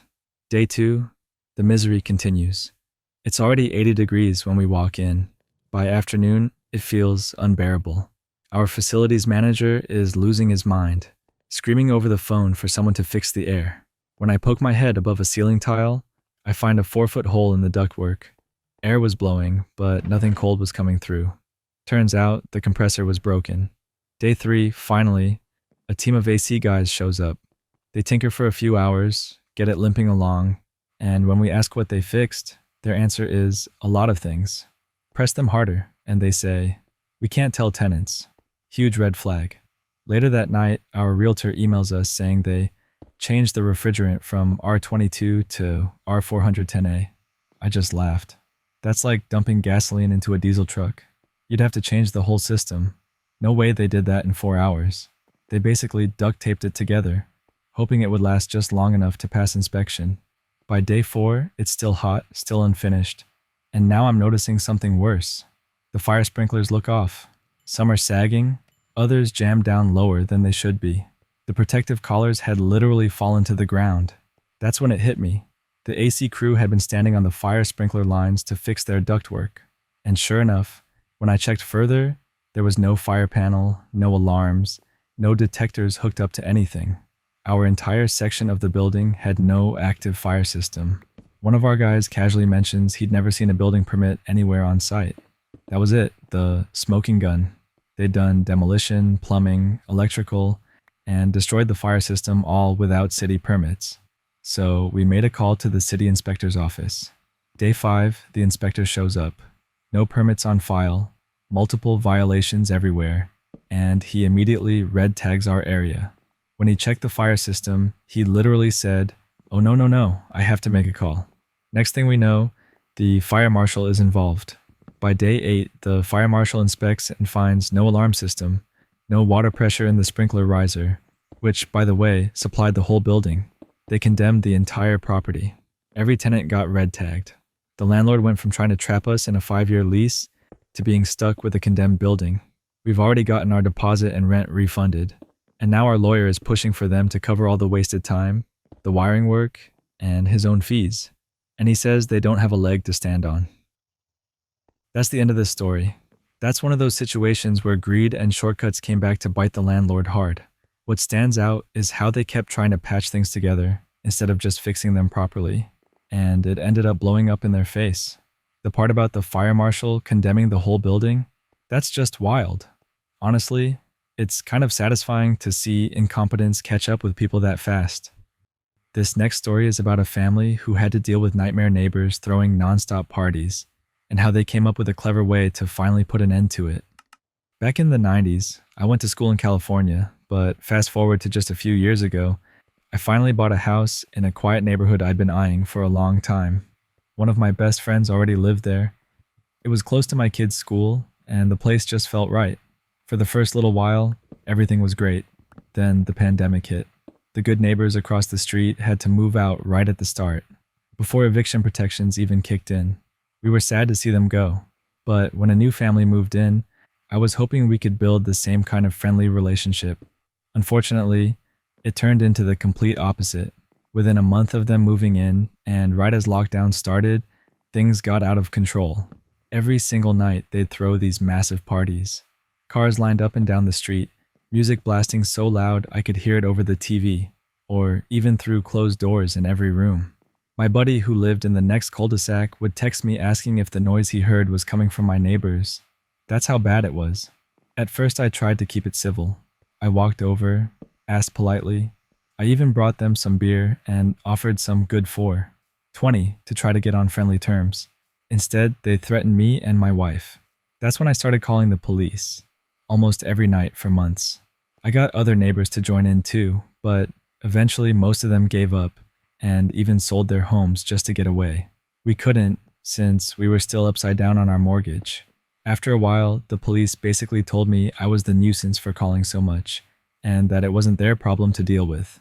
That was my breaking point. Around the same time, the housing market was exploding. Houses were going for $40,000 to $50,000 over appraisal. My wife and I ran the numbers, figured out what we'd need to walk away clean, and listed our place. Within 3 days, we had multiple offers, way over what we expected. But the one that caught my eye wasn't the highest. It was actually one of the lowest. The buyers had included a letter with a photo of themselves, a young pregnant couple, their dog, and in the background of the picture, a police patrol car. Turns out the guy was a brand new officer at the local police department, and yes, he brought his patrol car home. The second I saw that, I knew this was who I wanted to sell the house to. Money didn't matter. This was about poetic justice. We moved out right as the neighbors across the street were throwing one of their biggest parties yet. The very next day, the new family moved in. From that point on, the street was quiet. No more all-night chaos. No more music shaking the walls.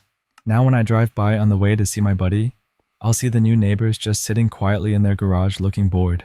And of course, I always honk and wave. That's the end of this story.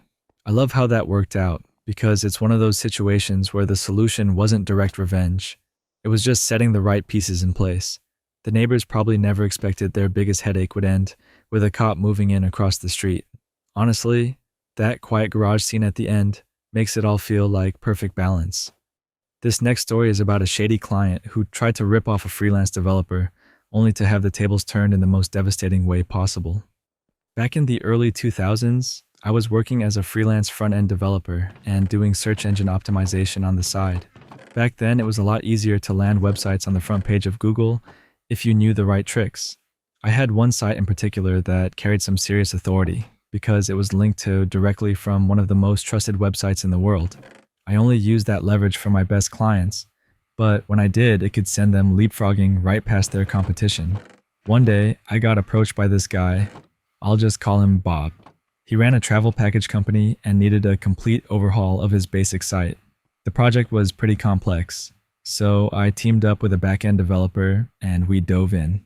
Normally, I'd ask for a 25% deposit, but Bob refused. He said he'd been burned by a previous developer and didn't want to risk it.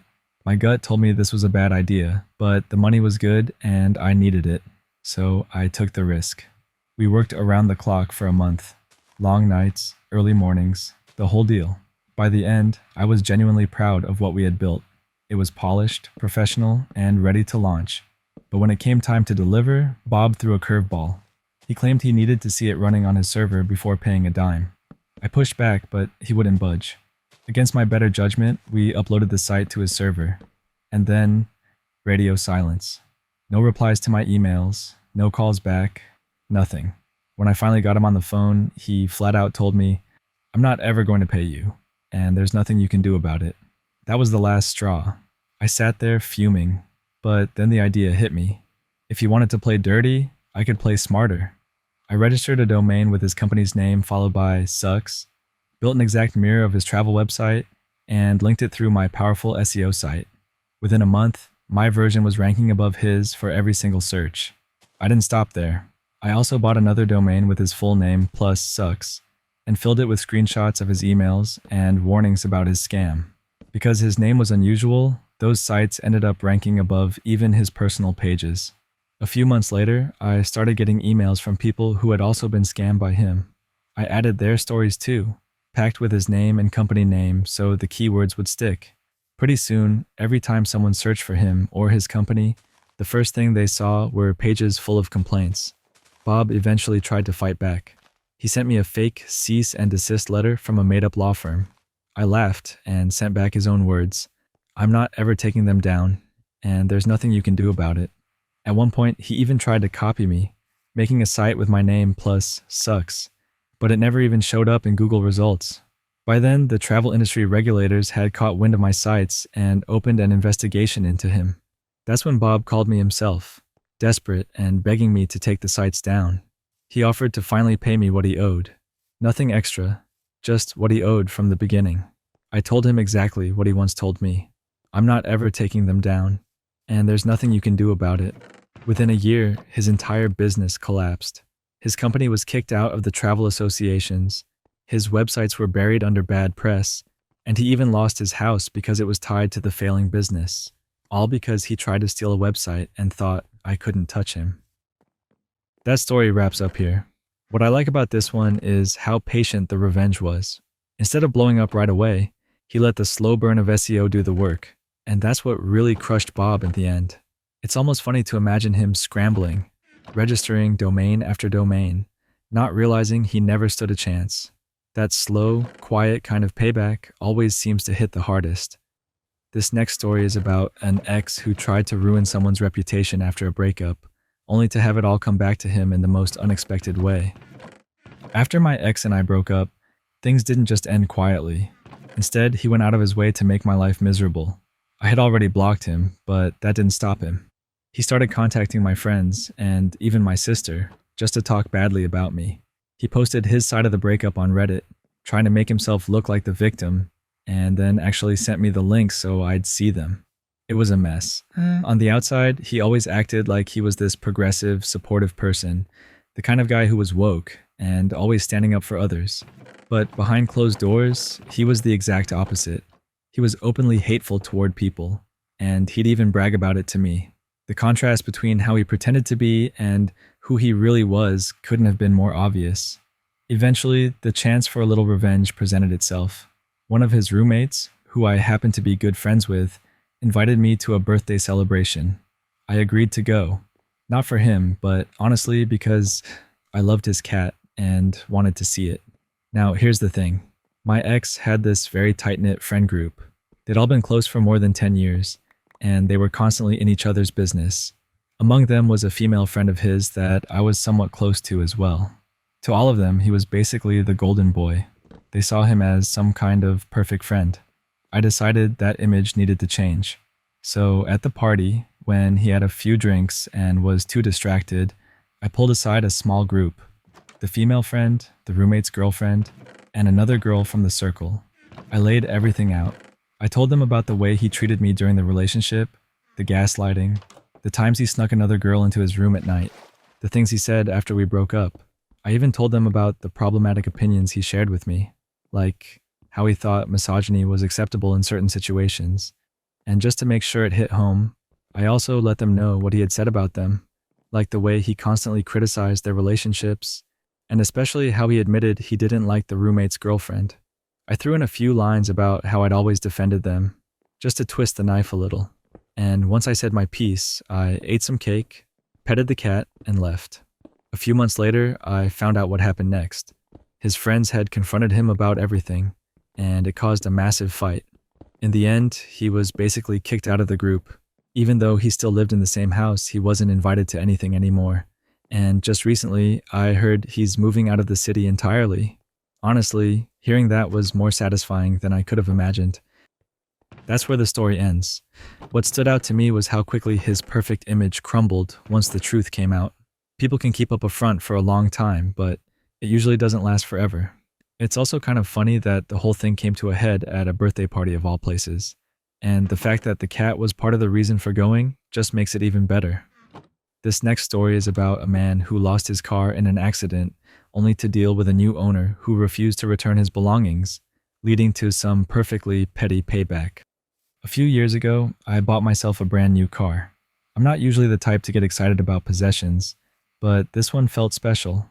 It was something I actually needed, and for once, it hadn't been previously owned by anyone else. It was mine from the start. During the first week, I picked up some aftermarket car mats and seat covers to make it feel a little more personal. That weekend, my wife and I decided to take the car out for a nice drive in the countryside. We grabbed a couple of CDs, tossed them in the car, and headed out of town. The drive was going great until we hit a long, sweeping bend on a country road.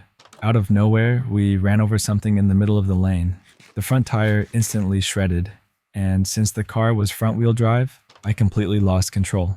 In just a few seconds, we spun right off the road. Thankfully, neither of us was hurt, but the car wasn't so lucky. It was badly damaged and ended up being towed straight to the yard. A little while later, I got a call from my insurance agent. He told me the damage wasn't worth repairing, and they would just pay me out instead.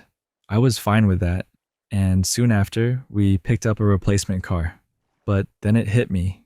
I had left the CDs, the mats, and those new seat covers in the original car.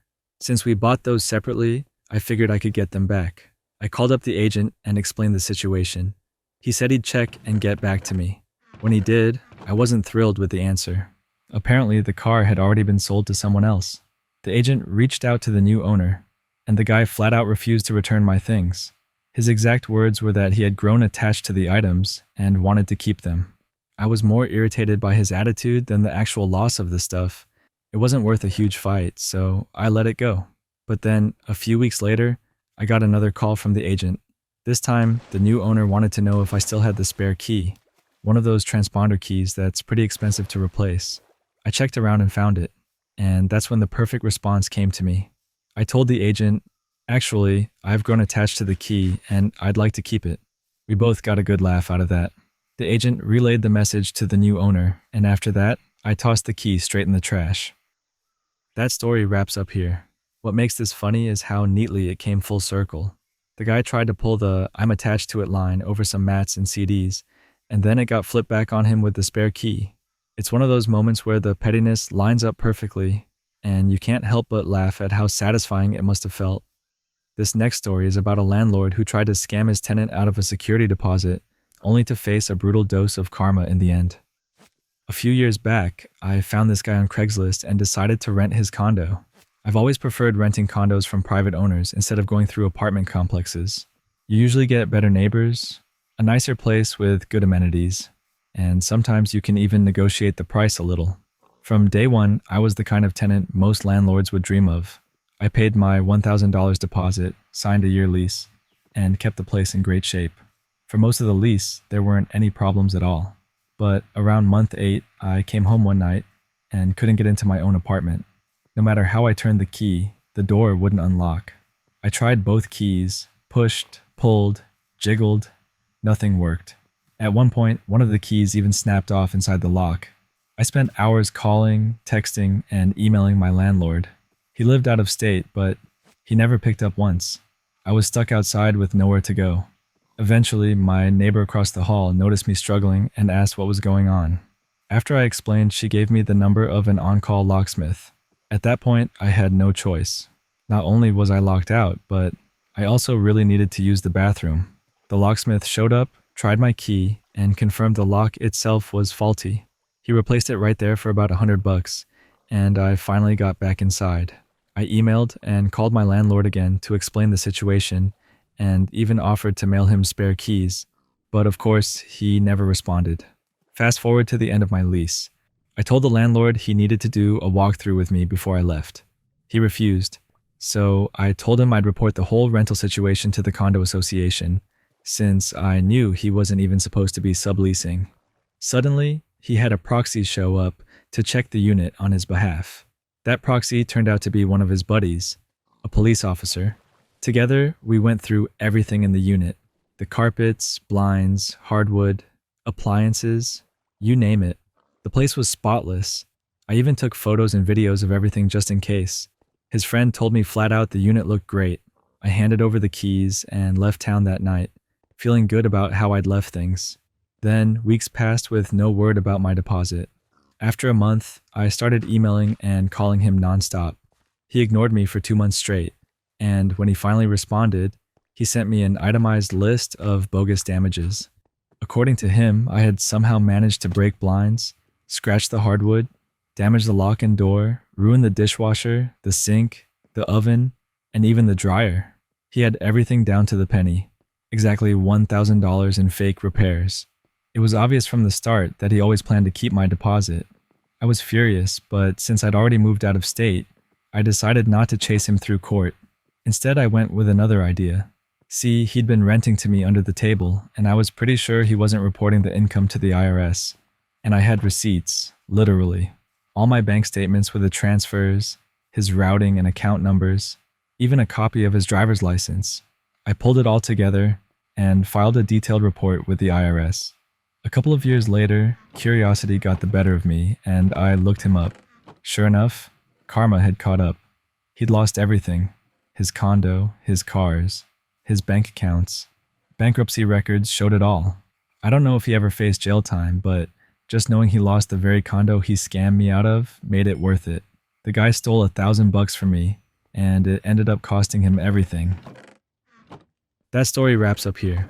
The best part of this story is how the tables turned without any big confrontation. The landlord thought he could pocket the deposit and move on, but the IRS stepping in made sure it cost him way more than he ever expected. It's almost funny how a small act of greed ended up snowballing into him losing everything. This next story is about a family feud between two brothers that spiraled out of control, with one of them pushing things so far he ended up getting himself arrested. My uncle has always been the type to think way too highly of himself. He's petty, self-righteous, quick to anger, and convinced he's the smartest guy in the room, even when he clearly isn't. My dad, on the other hand, has always been the kind of person to let things slide just to keep the peace. But this time, my uncle finally pushed him too far, and it ended with some sweet justice. To set the scene, my dad and my uncle live right next to each other in a small rural town. My dad actually built the house my uncle lives in and sold it to him years ago. Their properties share borders. My dad's land runs along the side and back of my uncle's smaller plot. Both of them work in HVAC, and for years my dad would go out of his way to buy equipment from my uncle, even though it was more expensive, just to help him out. On top of that, my dad was renting a shop building my uncle owned, and behind that building they both dumped old, rusted HVAC units. It was basically a scrapyard they both used. Things started going south when my dad needed a particular unit for a job. My uncle quoted him an insanely high price and couldn't even deliver in time. So my dad bought from another dealer, simple as that. When my uncle found out, he gave my dad an ultimatum. either buy every single unit from him or buy nothing at all. My dad chose nothing at all. A month later, my uncle stormed into my dad's shop, demanding to know why he hadn't ordered anything. My dad told him exactly why, and the fight that followed ended with my uncle screaming that my dad wasn't his brother anymore, cutting all ties and claiming my dad was evicted. Legally, he wasn't, but my dad decided he was done with the drama anyway and started converting his barn into his own shop. That's when my uncle tried to stir the pot again, insisting my dad move all those ugly old HVAC units off the field. So my dad did exactly that, except instead of tossing them, he hauled every single one to his own property and lined them up just inches away from the back of my uncle's yard. My dad couldn't even see them from his place, but my uncle now had a rusty junkyard view out his back window every day. As if that wasn't enough, my dad started building a privacy fence along the side of his property. The workers had barely started before my uncle came screeching into his driveway, furious that some tools and posts had been set a little too close to his side. He called the cops twice in the same day, for ridiculous reasons like a hammer being left on his land. Then, in peak pettiness, he even tried to report my dad for stealing a backhoe attachment that he had literally given to my dad 2 years earlier. The cop who had already been dealing with him that day was not amused. Things escalated when my uncle tried to file a complaint to keep my dad off his property, even if my dad was invited. My dad immediately filed one back, and here's where it all flipped. Knowing his brother didn't actually know the exact property lines, my dad shifted all those old HVAC units back a few feet onto his own land, then moved the boundary markers to make it look like the property line was further back than it really was. He tossed some scrap right across that fake line, set up game cameras, and waited. Sure enough, my uncle came storming out, spotted the scrap, and called the police again. The difference this time? My dad had the survey, the report, and clear footage of his brother trespassing on his land. When the cops arrived, it was my uncle who got cuffed and taken away. Word got around quick in a town of just 600 people. My uncle ended up humiliated, and since then, he's left my dad alone. That's the end of this story. The funniest part of this one is how his dad barely had to lift a finger to get his brother caught in his own nonsense. Just moving some scrap, setting up a camera, and letting him self-destruct was enough. It's the kind of quiet, calculated move that makes the payoff even better. This next story is about a greedy husband and wife business team who withheld paychecks from their employees, only to be tricked into paying up through a clever catfish scheme. I once worked for a married couple, Billy and Gigi, who ran what was supposed to be a business services and PR agency. On the surface, they looked friendly enough. Billy was soft-spoken with a baby-faced smile, and Gigi carried herself like a nurturing mother figure. But behind that facade, they were manipulative, careless with money, and completely untrustworthy. The business was a mess. 1 month we were a PR agency, the next month an IT provider, then a business incubator, and somehow even indie beer partners. It felt like they were just chasing anything flashy without ever sticking to one direction. Meanwhile, the 8 of us working there got stuck dealing with their chaos. They never laid people off, because in their minds, it was up to the employees to quit on their own. Instead, they kept us hanging on with incomplete paychecks. We'd get part of our wages 1 week, then nothing, and then maybe the full amount for a month, before the cycle started all over again. The most insulting part, they never cut back on their own luxuries.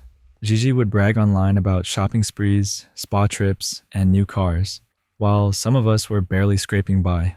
I'll never forget the feeling of watching her flaunt jewelry and vacations, while my coworkers worried about rent. Their arrogance was something else too.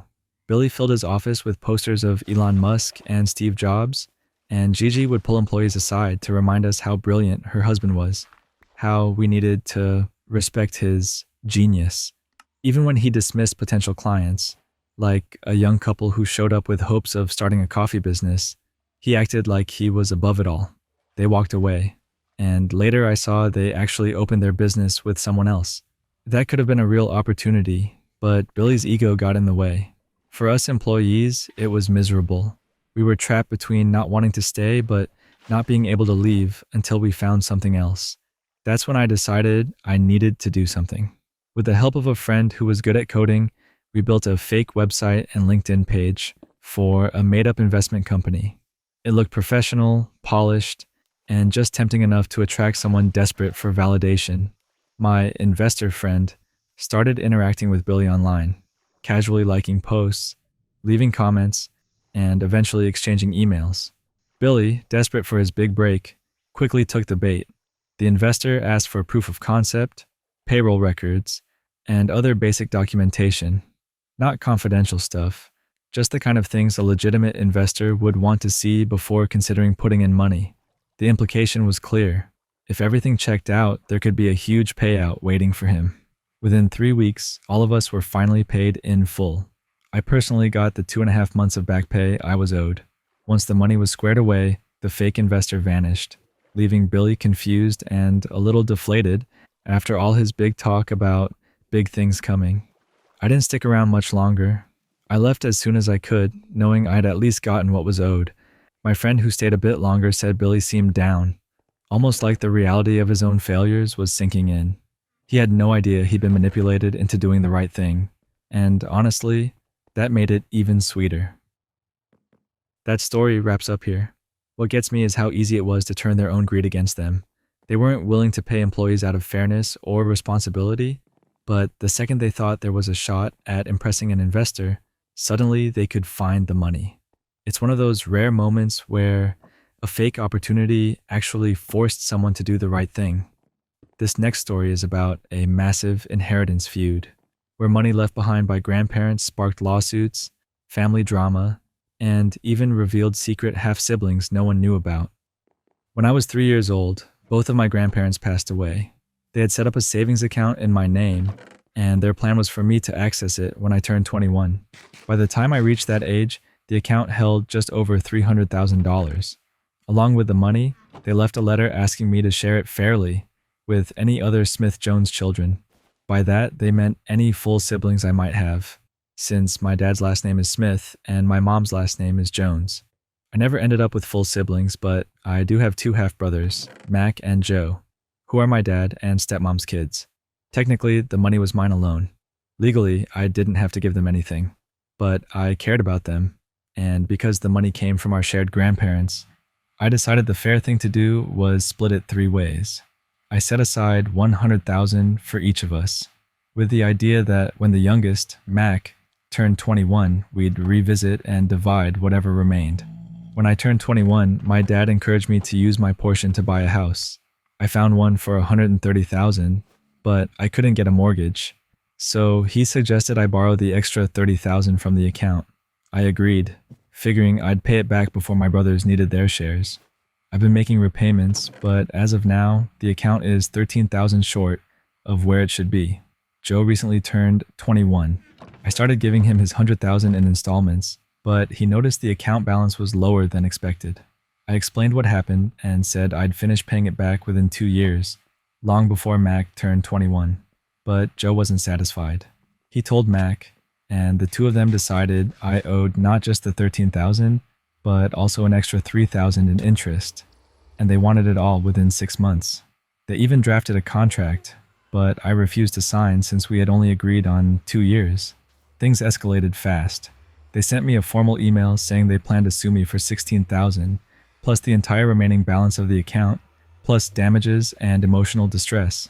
At that point, I'd already given Joe $50,000, and I told them that was all they were getting. Legally, they had no claim to the money, and with the way they were acting, I felt no guilt about cutting them off. That's when they went to social media. They painted me as the villain, saying I was stealing their inheritance, and soon extended family members were bombarding me with messages. But out of nowhere, I got a message from someone named Chris Smith. He said he was 27 and claimed to be my half-brother.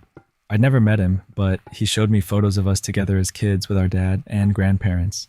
He even had his own account with $150,000 in it, along with a letter from our grandparents. His fund was meant to be shared fairly among my dad's illegitimate children. Chris also told me we had another half-sibling who was 18. After checking with a solicitor, we learned that Mac and Joe, being legitimate, weren't entitled to any of Chris's fund. And since they were only half-siblings to me, they weren't entitled to mine either.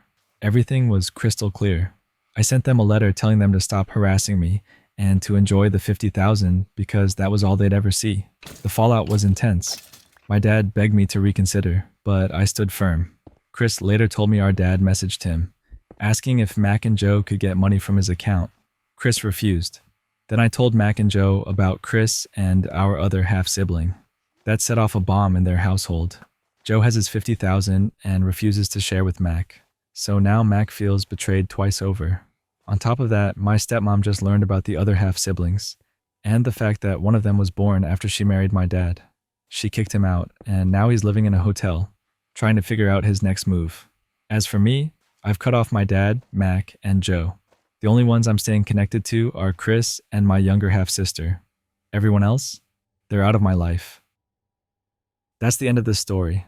The part that really stood out to me was how the grandparents seemed to anticipate all of this, setting up two separate funds, one for the official kids and one for the kids from affairs. Feels like they already knew things would get ugly. And sure enough, the second money came into play. Everyone's true colors showed. It's wild how fast family loyalty disappears when inheritance is involved. Anyways, that's all the stories for today. I hope you enjoyed listening or even just having this on in the background.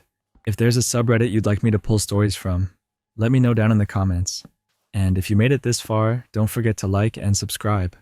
It really helps. Thanks again for hanging out, and I'll see you next time.